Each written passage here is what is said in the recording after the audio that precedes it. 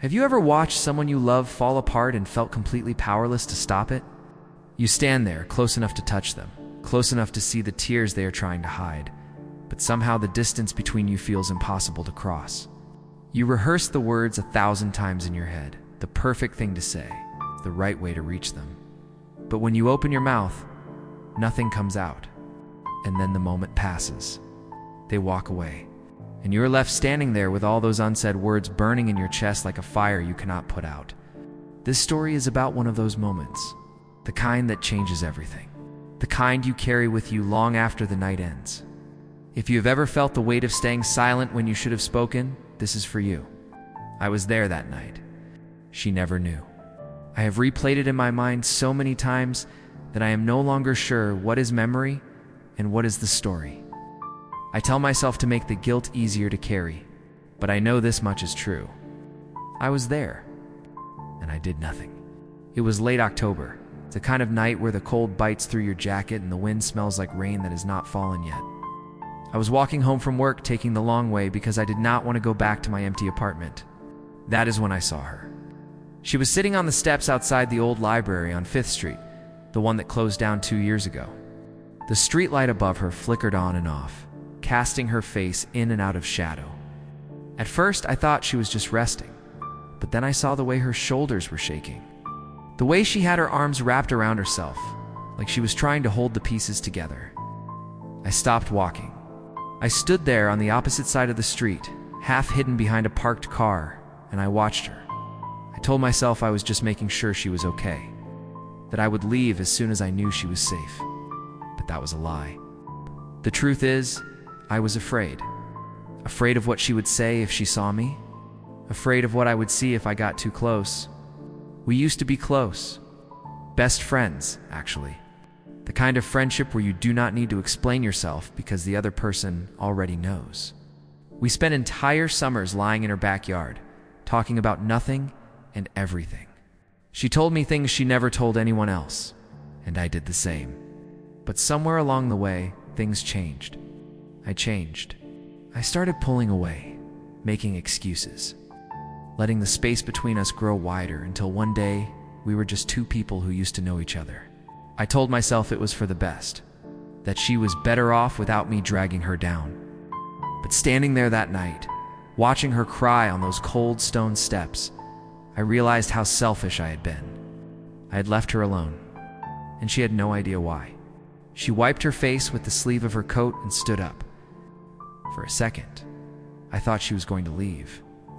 But instead, she just stood there, staring at the locked library doors like she was waiting for them to open, like she was hoping for something that was never going to come. I wanted to cross the street. I wanted to call out her name and tell her I was sorry. Sorry for leaving. Sorry for not being there when she needed me. Sorry for being too afraid to admit that I was the one who needed her more. But I did not move. I just stood there in the cold, my hands shoved deep in my pockets, my breath forming clouds in the air between us. And I hated myself for it. I hated how easy it was to stay hidden, how much safer it felt to watch from a distance than to face her and all the hurt I had caused. If you are watching this, I want to ask you something, and I need you to be honest with me. Have you ever carried something so heavy inside that you cannot talk about it with anyone?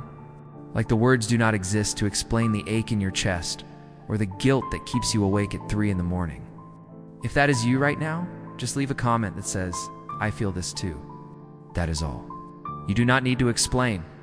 You do not need to tell your whole story. Because when you write those words, someone else scrolling through these comments is going to see them and realize they are not the only one. And maybe that is exactly what they need today. Maybe that is what you need too. She finally moved.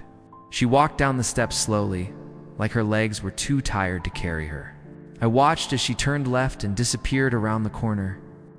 I waited until I could not hear her footsteps anymore. And then I went home. I did not follow her. I did not call her. I just went home and sat in my apartment with all the lights off, staring at my phone, telling myself I would text her tomorrow. But tomorrow came and went, and I never sent that message.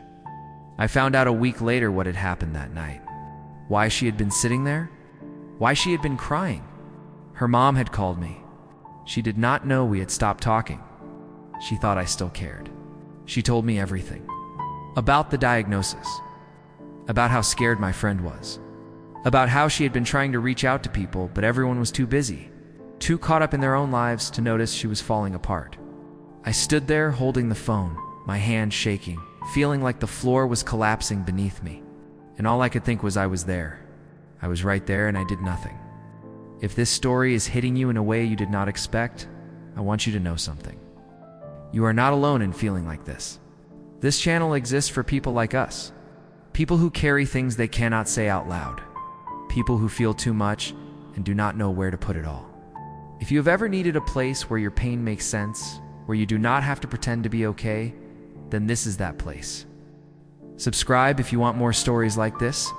Not because I need the numbers, but because you deserve a space where you can come back and feel understood. Where you can sit with your feelings without judgment. You are welcome here. I went to see her the next day. I showed up at her door with no plan, no speech prepared, just the weight of everything I had been carrying. She opened the door and looked at me like she was seeing a ghost. We stood there for a long time, neither of us saying anything. And then she asked me the one question I had been dreading. Where have you been? I could have lied. I could have made up some excuse about being busy or going through my own stuff. But I was so tired of running, so tired of hiding, so I told her the truth. I told her I had been scared. Scared of not being enough, scared of letting her down, scared that if I stayed close, she would see all the broken parts of me and realize I was not worth keeping around. It sounded so stupid when I said it out loud, but it was the truth. She did not say anything at first. She just looked at me with this expression I could not read, and then she stepped aside and let me in. We sat on her couch, the same couch where we used to watch movies and eat too much popcorn and laugh until our stomachs hurt. But this time, we just sat in silence. And somehow, that was enough. She told me about the diagnosis, about the treatments, about how terrifying it was to face something so big and feel so alone. She told me she had been on those library steps that night because it was the last place we used to go together. Back when we were kids and everything felt simple, she said she had been sitting there hoping I would somehow show up, like the universe would send me to her one more time. I did not tell her I had been there. I could not, because admitting that I had seen her suffering and chosen to stay hidden felt worse than any apology I could offer. So I kept that secret. I let her believe the universe had not listened, and I carried the guilt alone. Months passed. We started talking again, slowly rebuilding what we had lost. But it was different now. There was a distance between us that had not been there before, a crack that no amount of time could fully heal. She got through the treatments. She survived, and I was there for most of it. But every time I looked at her, I thought about that night, about the choice I made to stay hidden, about all the ways I failed her when she needed me most. I am writing this now because I cannot carry it anymore, because I need to say out loud what I have been too afraid to admit. I was there that night. I saw her pain, and I did nothing. I let fear win. I let my own insecurity and cowardice keep me from being the friend she deserved. And I will never forgive myself for that. Not fully. Not completely. But I have learned something from all of this. I have learned that the moments we do not act are the ones that haunt us the most. Not the mistakes we make or the words we say wrong, but the silence. The times we hold back when we should step forward. The nights we watch from a distance instead of crossing the street. Those are the moments that stay with us, that follow us into the dark when we are trying to sleep, that whisper to us when we are alone. If you are reading this, if you are the person I am talking about, I am sorry. I'm sorry I was not braver. I am sorry I let you sit there alone when I could have been beside you. I am sorry I chose my fear over your pain. You deserved better. You deserved someone who would show up without hesitation, without doubt, and I failed you. But I am also writing this for anyone else who has ever stood on the other side of the street, who has ever watched someone they love suffer and felt frozen, paralyzed by fear or shame or the weight of their own inadequacy. I want you to know that I understand. I understand how easy it is to convince yourself that staying away is somehow kinder, that your presence would only make things worse. But it is not true. It is never true.